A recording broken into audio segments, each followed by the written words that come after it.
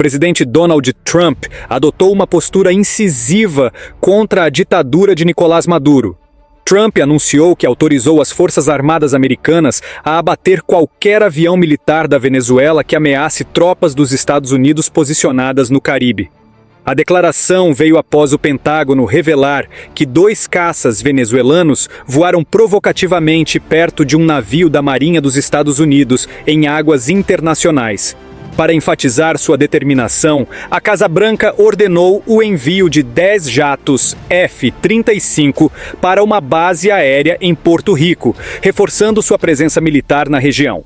Trump também reiterou que possui autoridade para executar sumariamente narcotraficantes, dias depois de uma ação inédita em que forças americanas afundaram um barco carregado de drogas oriundo da Venezuela, matando 11 criminosos.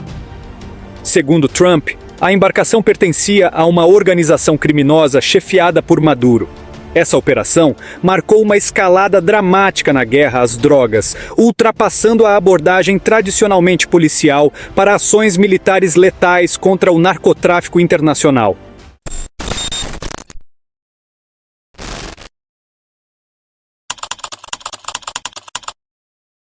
Em mensagem oficial, o Departamento de Defesa dos Estados Unidos classificou o sobrevoo venezuelano como altamente provocador e alertou Maduro.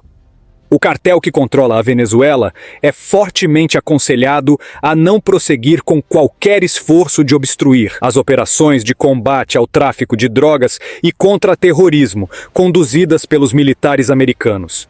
Aqui o governo Trump deixa claro que enxerga o regime chavista de Maduro como um narco-estado comandado por cartéis de drogas. Em especial, o cartel de Los Soles, liderado pelo próprio Maduro. Não à toa, Trump já designou facções venezuelanas como organizações narcoterroristas, equiparando-as a grupos terroristas para acionar todo o aparato legal pós-11 de setembro na sua perseguição. A nova estratégia de Trump para a América Latina é contundente. Tratar regimes autoritários envolvidos com crime organizado como inimigos em uma guerra. Ao propor renomear o Departamento de Defesa como Departamento de Guerra, Trump sinaliza que os Estados Unidos não ficarão passivos. Essa mudança nominal, remetendo à designação usada até logo após a Segunda Guerra Mundial, envia uma mensagem de vitória, de força, nas palavras do próprio presidente norte-americano. O secretário Pete Hegseth reforçou que as Forças Armadas partirão para o ataque, não apenas para a defesa, formando guerreiros, não apenas defensores, num claro recado de que Washington adotará uma postura ofensiva contra ameaças narcoterroristas e ditatoriais. Trump está redobrando o compromisso de confrontar ditaduras narcoterroristas, vendo nisso até mesmo parte de seu legado: desmantelar os cartéis e regimes autoritários que desestabilizam a região e ameaçam a segurança dos Estados Unidos. Diante dessa pressão militar sem precedentes, o narcoditador chavista Nicolás Maduro, que é aliado incondicional de Lula, deu sinais de recuo. Em pronunciamento televisionado na noite de 5 de setembro, vestido de farda militar e cercado de milicianos pé de chinelo em Caracas, Maduro pediu a redução das tensões com os Estados Unidos para evitar um conflito militar de grande impacto. O narcoterrorista acusou Trump de planejar uma mudança violenta de regime na Venezuela, mas adotou um tom mais conciliador. Chegou a declarar: "Eu o respeito", referindo-se a Trump, e assegurou que nenhuma divergência entre os países justificaria uma guerra de grandes proporções na América do Sul. Maduro clamou para que o governo dos Estados Unidos abandone seu plano de mudança violenta de regime na Venezuela e respeite a soberania, o direito à paz. Ao mesmo tempo em que afirmava que a Venezuela está disposta a dialogar, desde que haja respeito mútuo. Essa postura mais branda de Maduro veio logo após Trump ter dado carta branca para derrubar aviões de guerra venezuelanos e destacado os caças F-35 ao Caribe. Ou seja, sob pressão direta dos Estados Unidos, Maduro buscou desescalar o confronto. Tal ação só prova o que todos já sabem. Todo ditador de meia tigela como Maduro, Lula e Alexandre de Moraes são frouxos e somente são machões quando se apropriam do aparato estatal para censurar, oprimir e perseguir opositores políticos desarmados. Quando esses facínoras charlatões se veem diante de um poderio bélico e diplomático colossal, eles colocam o rabo entre as pernas e pedem arrego. Essa mudança de tom também ocorreu na esteira de um incidente embaraçoso para o narco-regime. Na terça-feira, forças americanas destruíram a tal lancha venezuelana carregada de drogas, matando 11 traficantes ligados ao cartel chefiado por Maduro, um golpe no coração do esquema de narcotráfico estatal. Maduro, se borrando nas calças e incapaz de retaliar militarmente, limitou-se a protestar no campo da propaganda. Negou oficialmente que o barco fosse deles e alegou que os Estados Unidos teriam usado inteligência artificial para forjar imagens do ataque, numa tentativa pouco convincente de contestar os fatos. Entretanto, a comunidade internacional sabe que Maduro transformou a Venezuela em um santuário do crime transnacional. Maduro instalou e se beneficia de uma rede difusa de narcotráfico para se manter no poder. Com oferta de 50 milhões de dólares pela captura de Maduro e sanções robustas em vigor, esse ditador fuleiro agora se vê acuado. Sua súplica por diálogo e respeito contrasta com as bravatas anteriores, como o sobrevoo provocativo de seus velhos caças F-16 sobre um destroyer dos Estados Unidos, que ele chegou a vangloriar domesticamente. Ao que parece, Maduro brincou com fogo e, frente à possibilidade real de uma resposta militar americana fulminante, tenta recuar estrategicamente. Ainda assim, Trump deixou claro que não busca uma troca de regime explícita nesse momento. Ao ser questionado, negou que esse seja o objetivo imediato. O foco declarado do governo americano são os bilhões de dólares em drogas que fluem da Venezuela para os Estados Unidos e o caráter ilícito do último processo eleitoral venezuelano, que Trump qualificou como muito estranho, para dizer o mínimo. Ou seja, Washington está enfatizando bases legais, combate às drogas e ao terrorismo, defesa da democracia, para sua mobilização. Maduro, isolado e fragilizado, tenta ganhar tempo, clamando que a Venezuela é um país pacífico e que nenhuma diferença deveria levar à violência regional. No entanto, suas palavras soam vazias diante de fatos concretos. A Venezuela se tornou um péssimo ator internacional, nas palavras de Trump, fonte de instabilidade e ilícitos. A balança de poder se inclinou e Maduro parece perceber que enfrentar diretamente a maior potência militar do mundo seria suicídio, optando então por um discurso de apaziguamento na esperança de evitar um conflito no qual sairia inevitavelmente derrotado e com o couro arrancado.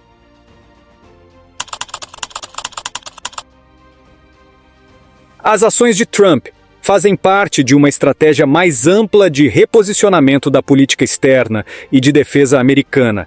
Em um gesto simbólico poderoso, Trump assinou uma ordem executiva para renomear o Departamento de Defesa, Pentágono, como Departamento de Guerra. A mudança oficial ainda depende do Congresso, mas Trump já orientou que toda a administração passe a usar esse título histórico em comunicações, resgatando a nomenclatura que vigorou até o pós-Segunda Guerra Mundial. O próprio Trump explicou a motivação.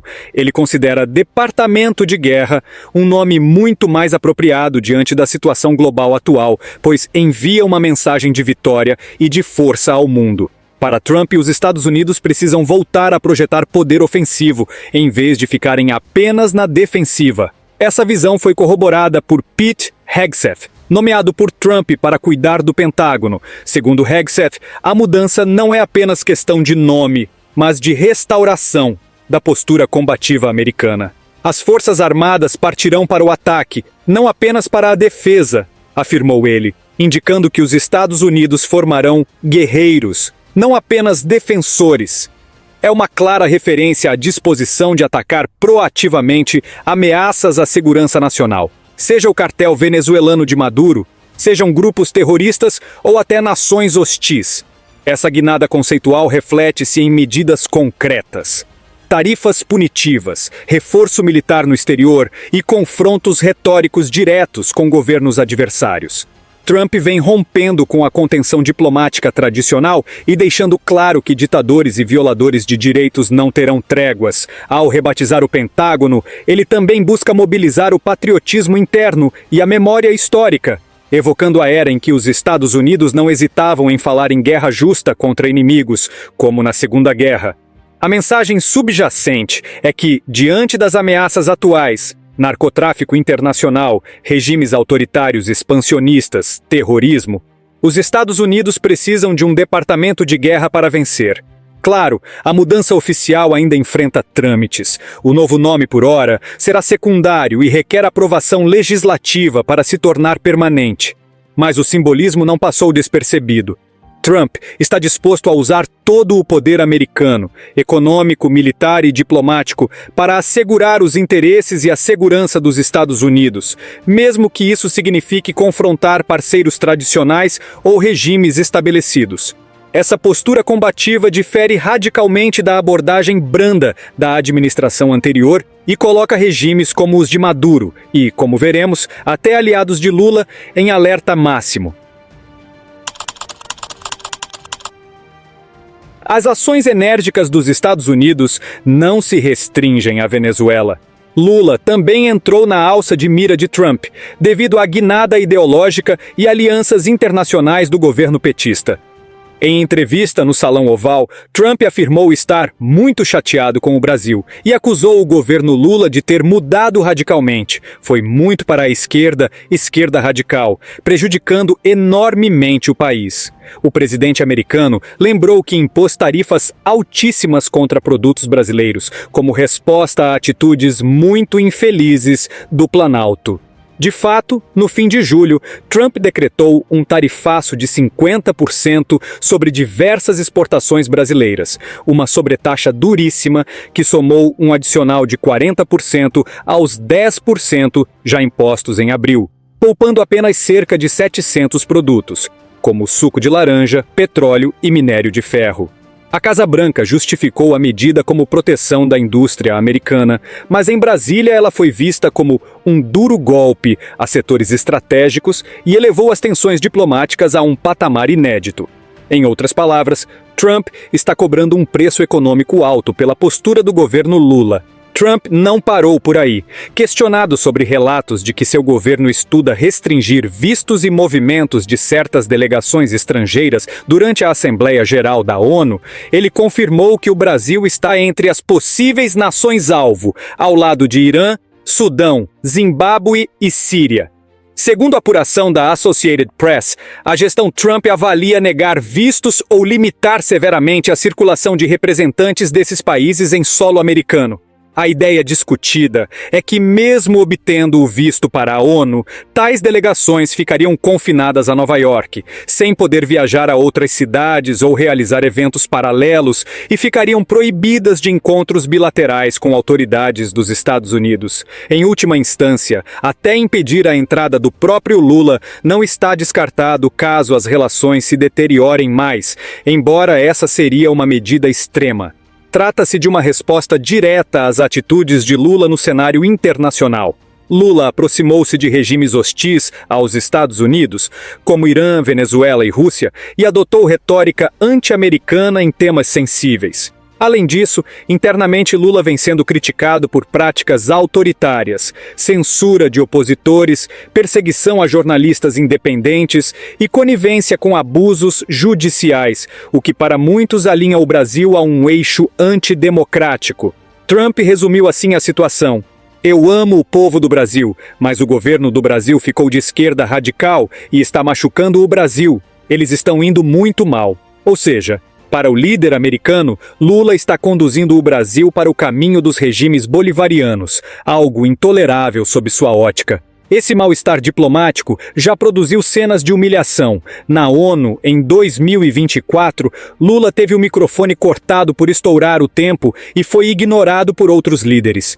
Agora, para a Assembleia de 2025, comenta-se nos bastidores que Lula pode reduzir ou cancelar sua viagem para evitar o vexame de ser vigiado de perto nos Estados Unidos. Integrantes de sua comitiva, inclusive, estão na Berlinda. O ministro da Saúde, Alexandre Padilha, por exemplo, teve o visto americano negado por envolvimento no polêmico programa Mais Médicos, acusado de trabalho análogo à escravidão de médicos cubanos. Padilha tornou-se persona non grata nos Estados Unidos e não poderá entrar no país, evidência concreta de que Washington já está punindo figuras do círculo de Lula por violações de direitos humanos. Do ponto de vista de Trump, Lula alinhou-se aos inimigos da liberdade. O republicano destacou que o Brasil de hoje financia ou apoia ditaduras. Estão nos criticando por defendermos a democracia enquanto entregam o Brasil às ditaduras, teria dito em referência às parcerias de Lula com China, Rússia e Irã. Não por acaso, ninguém saiu em defesa do Brasil diante das medidas de Trump. O mundo reconhece que Lula se isolou em escolhas equivocadas. Em relatório recente, o país caiu posições no Índice Global de Democracia e também retrocedeu no combate à corrupção, reflexo das medidas pró-impunidade adotadas pelo governo, como anular condenações da Lava Jato, ao mesmo tempo em que persegue, censura, prende e julga direto na Suprema Corte opositores políticos sem provas. Para Trump, Lula e o STF estão destruindo pilares democráticos no Brasil. Essa percepção externa legitima, aos olhos de Washington, as sanções e pressões. Enquanto Maduro baixa o tom e busca acordos para salvar seu regime, Lula parece dobrar a aposta no confronto retórico, falando em soberania nacional para rechaçar interferências. Mas a depender de Trump, essa soberania não inclui o direito de o Brasil se tornar uma nova Venezuela impunemente. Assim, o governo Lula enfrenta um dilema.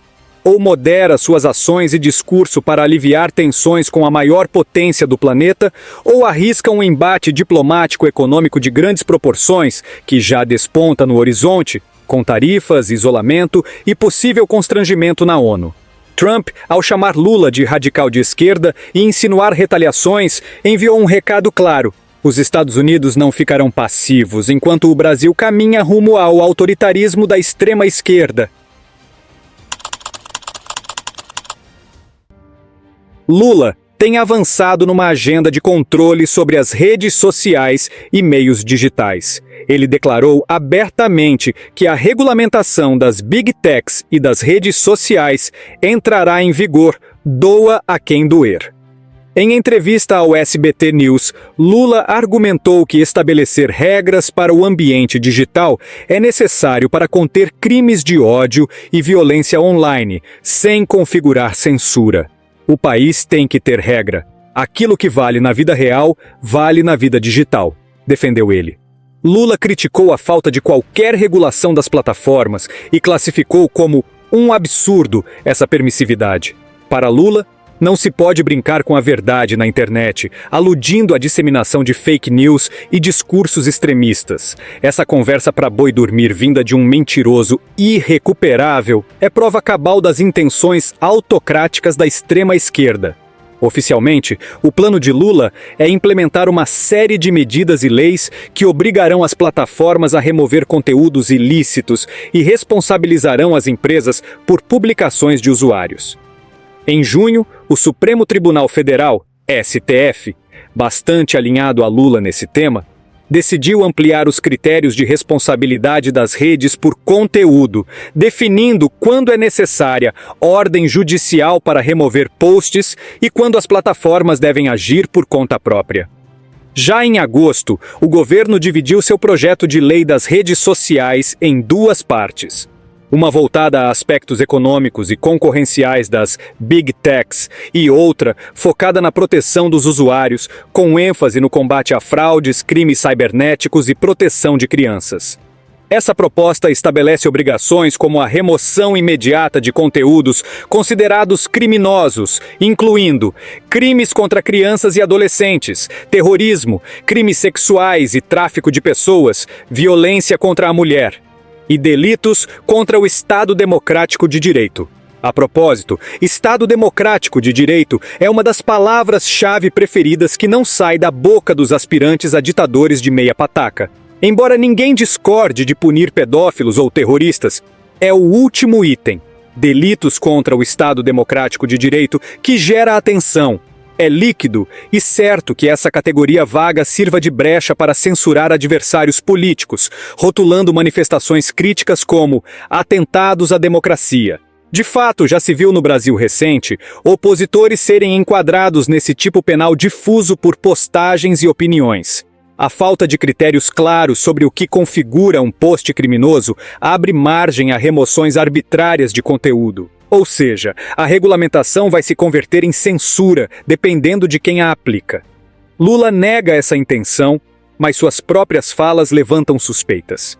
Na entrevista, ele insinuou que a reação agressiva de Trump contra o Brasil não seria apenas pelo caso Bolsonaro, mas sim por causa das Big Techs. Segundo Lula, as grandes plataformas digitais são hoje a grande arma de guerra dos Estados Unidos para impor sua agenda a outros países, já que pertencem a empresas de capital norte-americano. Em outras palavras, Lula sugere que sua ofensiva regulatória contraria interesses de Washington e que Trump estaria retaliando para proteger o poder irrestrito das Big Techs. Essa teoria da conspiração de que os Estados Unidos estariam irritados porque o Brasil quer censurar Facebook, Google, etc., serve para Lula justificar internamente as tensões com Trump como uma defesa da soberania digital brasileira. O paradoxo é que, enquanto prega soberania contra empresas estrangeiras, Lula utiliza o poder do Estado para sufocar vozes de opositores políticos. Seu governo já tentou aprovar a toque de caixa o impopular Projeto de Lei 2630, apelidado de PL das Fake News, que contava com apoio entusiasmado do STF, mas enfrentou resistência no Congresso e da sociedade civil. Paralelamente, o ministro Alexandre de Moraes, do STF, tem expedido ordens de censura e banimento de perfis conservadores, bloqueando contas de parlamentares, influenciadores e jornalistas sob o pretexto de combater desinformação ou atos antidemocráticos. Essa parceria tácita entre Planalto e Supremo forma o que muitos chamam de consórcio censório. Um conjunto de medidas administrativas e judiciais que, combinadas, cerceiam severamente a liberdade de expressão no país. Lula insiste que regular não é censurar, mas na prática, qualquer conteúdo incômodo ao governo pode ser rotulado de discurso de ódio, fake news ou ameaça democrática, justificando sua remoção. A narrativa oficial é proteger crianças, combater racismo, etc. Causas nobres que geram apoio popular. Contudo, o mesmo governo que clama por segurança na internet também persegue opositores pacíficos, prende manifestantes e criminaliza críticas ao regime instaurado. Assim, a regulamentação doa a quem doer parece doer seletivamente nos adversários políticos de Lula. Essa cruzada regulatória é vista com enorme preocupação pelos defensores da liberdade online. Inclusive, o embate com as Big Techs ganha contornos internacionais. Empresas americanas de tecnologia monitoram atentamente essas iniciativas e podem retaliar limitando investimentos no Brasil. E do lado americano, políticos republicanos já alertaram que qualquer esforço de censura patrocinado pelo Estado brasileiro poderá acionar cláusulas de sanção, pois entra no escopo de violações de direitos humanos, liberdade de expressão. Lula, embriagado de soberba e autoritarismo desgovernado, ao mesmo tempo que enfrenta a ira de Trump, também caminha para um confronto com gigantes tecnológicos e princípios liberais, arriscando transformar o Brasil em um pária digital se insistir em levar adiante seus malignos planos nos moldes pretendidos. No plano interno, o Brasil vive um acirramento entre o governo de esquerda e a oposição de direita, com desdobramentos que repercutem até na tensão com os Estados Unidos. O tema do momento é a anistia aos envolvidos nos atos de 8 de janeiro de 2023, quando manifestantes invadiram a Praça dos Três Poderes em protesto contra o resultado eleitoral. A oposição, majoritariamente de direita, pressiona pela votação de um projeto de lei que conceda perdão tanto aos manifestantes presos quanto, potencialmente, ao ex-presidente Jair Bolsonaro, acusado sem provas concretas de incitar uma tentativa de golpe. O governo Lula reagiu com veemência. O Planalto elevou o tom e fez da mobilização contra essa anistia sua prioridade máxima, deixando claro que fará tudo para barrar qualquer perdão aos chamados golpistas. Lula e sua articuladora política, a ministra Gleisi Hoffmann, avisaram que vão usar todo o peso político do governo junto ao Congresso para enterrar o projeto. Nos bastidores, o recado aos parlamentares é que, mesmo que a anistia seja aprovada no Legislativo, Lula irá vetá-la integralmente. E os aliados dão esse veto como certo. Ou seja, a menos que a oposição reúna a maioria de 2/3 em cada casa para derrubar um eventual veto presidencial, o que parece pouco provável, Bolsonaro e seus apoiadores condenados não serão anistiados se depender de Lula. O que é muito curioso, já que o próprio Lula recebe aposentadoria como anistiado político desde 1993, por ter perdido os direitos sindicais e ter sido destituído do cargo de presidente do Sindicato dos Metalúrgicos de São Bernardo do Campo. Ele foi preso em 1980, quando liderou uma greve de metalúrgicos no ABC Paulista. Conforme a apuração da agência Lupa, em 2024, o valor mensal da aposentadoria era de R$ 12.500. Já a ex-presidente Dilma Rousseff teve a sua condição de anistiada reconhecida pela Justiça em 2023. Diante disso, foi concedida a ela uma indenização de R$ 400 mil por danos morais. Naquela época, Dilma Rousseff fazia parte do grupo guerrilheiro Comando da Libertação Nacional, Colina. Apesar disso, em um depoimento realizado em 1970, Dilma disse que nunca teve participação ativa nas ações de luta armada. Querer que a Dilminha confessasse isso, aí já é pedir demais, concorda? Em entrevistas recentes, Lula tem adotado um discurso duro contra essa possibilidade. Ele afirmou não ser possível conceder anistia a quem atentou contra as instituições democráticas. Lula chegou a ironizar Bolsonaro, dizendo que ao ficar pedindo anistia como se já tivesse sido condenado, ele meio que admite culpa, ou seja, nem ele acredita na própria inocência. E completou de forma categórica: quem atenta contra o Estado Democrático de Direito tem que ser punido. Essa fala mostra que, para Lula, os eventos de 8 de janeiro foram uma grave ameaça à ordem democrática e devem servir de exemplo dissuasório, mantendo os culpados presos e inelegíveis. Não surpreende, portanto, que o STF venha condenando réus desses atos a penas severas, algumas superiores a 15 anos de prisão, com a chancela de Lula. Ele também tem se esforçado para desqualificar politicamente os articuladores da anistia, colando-lhes o rótulo de traidores da pátria.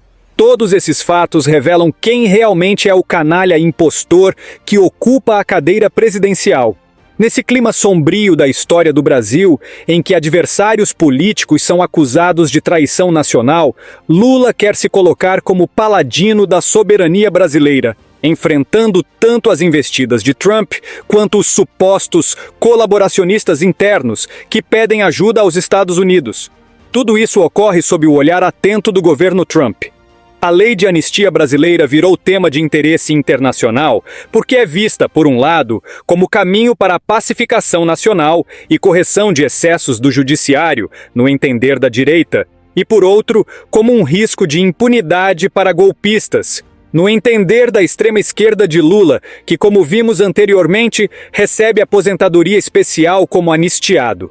Trump, que tem excelente relação pessoal com Bolsonaro, já deu a entender que não quer ver o aliado preso ou impedido injustamente, sem provas concretas. Ao impor sanções e exigir o fim da caça às bruxas contra Bolsonaro, o republicano pressiona Lula a moderar a perseguição judicial.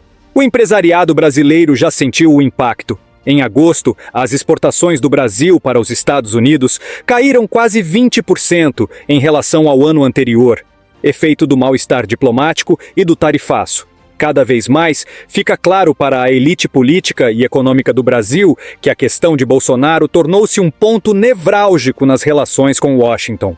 Sem uma solução interna justa e estável, seja pela absolvição ou anistia de Bolsonaro, o país arrisca romper laços históricos com um de seus principais parceiros comerciais e aliado tradicional, abrindo espaço para isolamento e recessão. E se você chegou até aqui, é porque se interessa por geopolítica e assuntos militares sem filtro, com análise direta e patriótica. Então não esqueça, se inscreva agora no canal Pauta Militar, ative o sininho para não perder nenhum vídeo e já deixe o seu like para fortalecer esse trabalho. Compartilhe este vídeo com seus amigos, grupos e redes sociais. Quanto mais brasileiros bem informados, mais forte fica a nossa voz contra a desinformação da mídia tradicional. Você que é patriota de verdade pode ir além. Ajude a manter este canal independente. Aponte a câmera do seu celular para o QR Code do Pix que está aparecendo na sua tela e faça sua contribuição. Cada doação, por mínima que seja, faz diferença para que a gente continue produzindo conteúdo de qualidade. E não esqueça, torne-se também membro do canal, entrando para o nosso clube de membros. Lá você terá benefícios exclusivos, conteúdos extras e fará parte de uma comunidade engajada que defende soberania, liberdade e verdade. Este foi mais um vídeo do canal Pauta Militar. E eu te espero no próximo.